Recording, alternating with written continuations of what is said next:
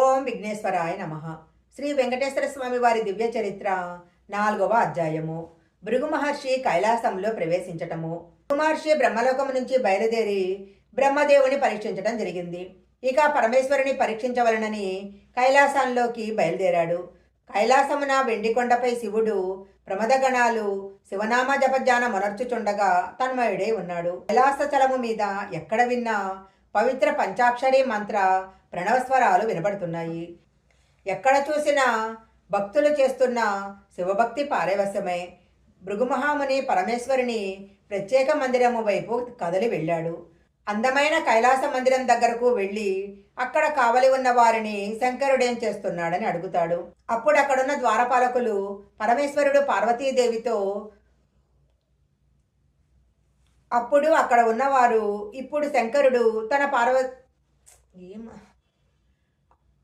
అప్పుడు అక్కడ ఉన్న ద్వారపాలకులు ఇప్పుడు పరమేశ్వరుడు తన భార్య అయిన పార్వతీదేవితో ఏకాంత కేళిలో ఉన్నాడు.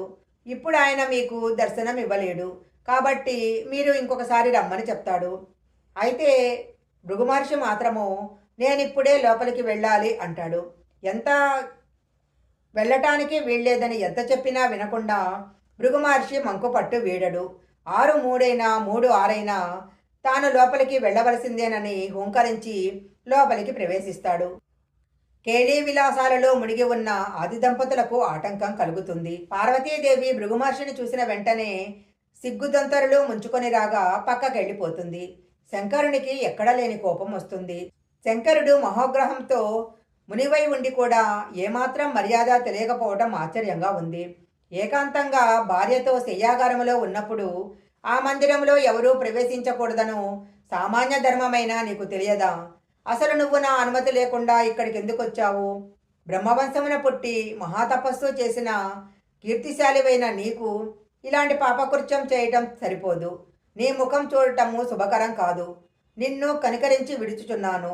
లేకపోయినట్లయితే నిన్ను నాశనం చేయటం నాకెంత పని అన్నాడు.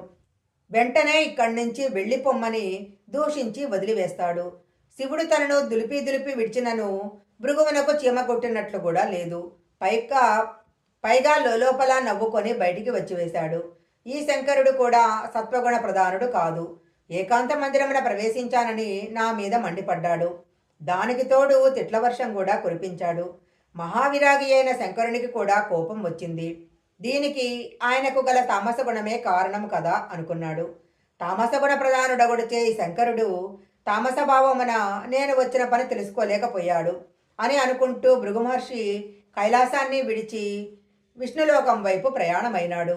శ్రీ వెంకటేశ్వర స్వామి వారి దివ్య చరిత్ర 4వ అధ్యాయం సంపూర్ణం.